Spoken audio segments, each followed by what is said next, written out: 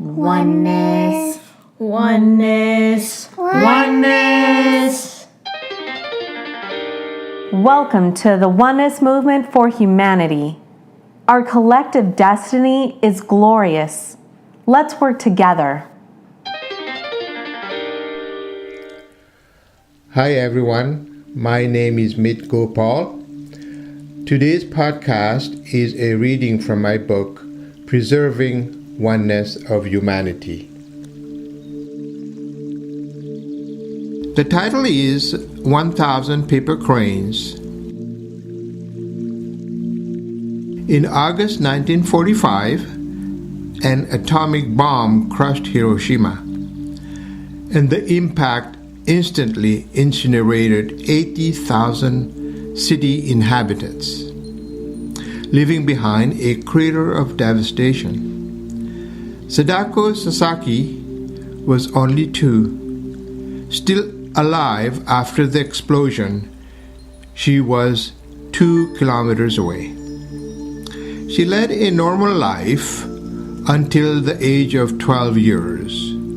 One day, after a vital relay race Sadako had helped her team win, she suffered from extreme tiredness and dizziness.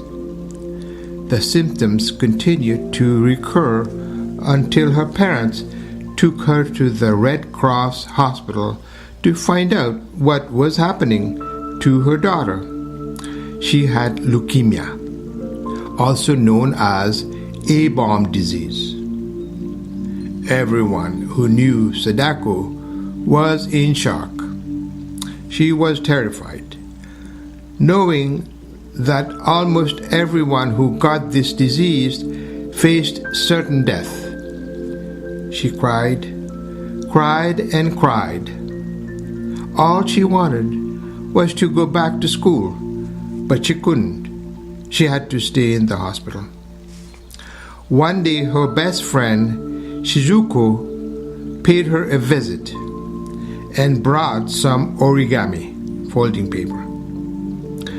With tears rolling down her cheeks and holding Sadako's hand, she explained a legend. According to tradition, the crane, a sacred bird in Japan, lived for 100 years. And if a sick person folded 1,000 paper cranes, then that person would soon get well. After hearing the legend, Sadako wiped away the tears and her face lit up with a faint smile, one she hadn't mustered for days. With a nod, she determined to fold 1,000 paper cranes in the hope that she would get well again.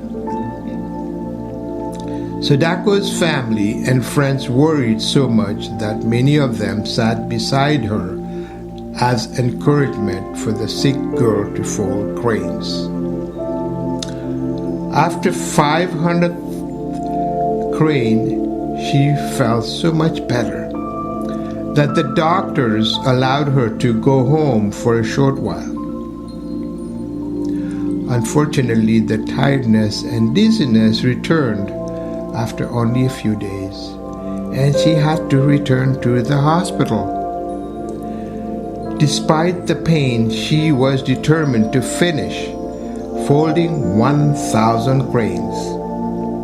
Sadako cheerfully folded origami into cranes daily. With each passing day, the task became more difficult.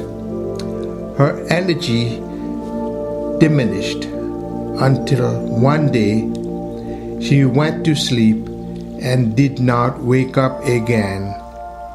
She had folded 644 paper cranes. Her family and classmates were heartbroken after their loss. They decided to form a club to honor her courage. Word spread fast. Students from 3,100 schools and 9 different countries raised funds. On May 5th, 1958, almost 3 years after Sadako's passing, a great monument known as the Children's Peace Monument was built at Hiroshima Peace Park, exactly the spot where the horrendous atomic bomb had dropped. Among those attending the ceremony were many of the children who helped Sadako during her ordeal at the hospital and who raised money to immortalize the spirit of a brave girl who had succumbed to illness caused by nuclear fallout. The front of the monument was inscribed with the words, "1,000 paper cranes," and the words, "Peace on earth and in heaven," were engraved on the back. To this day, children from all over the world still send folded paper to be placed beneath Sadako's statue with a wish. This is a cry. This is our prayer. Upon hearing Sadako's story, I was touched by her unfortunate situation and her desire to live a full life. It reminded me how many millions of children like her are subjected to misery in Syria, Sudan, Yemen, and many other parts of the world. A facet of oneness of humanity is to have empathy and compassion towards those members of the human family who are facing difficulty.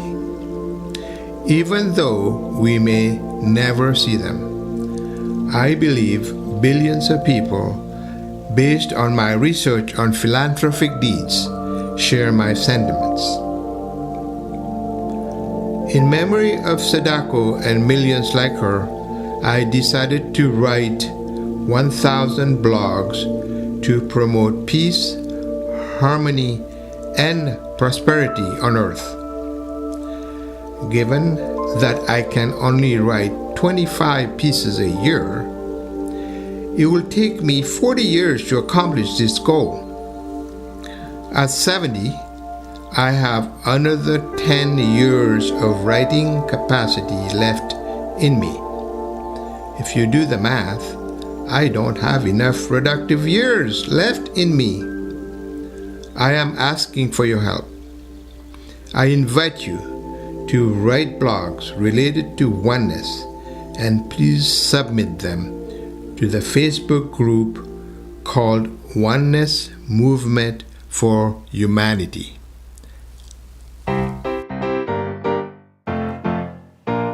Thanks for listening. If you'd like to listen to more content on the Oneness Movement, be sure to subscribe and leave a comment. See you next time.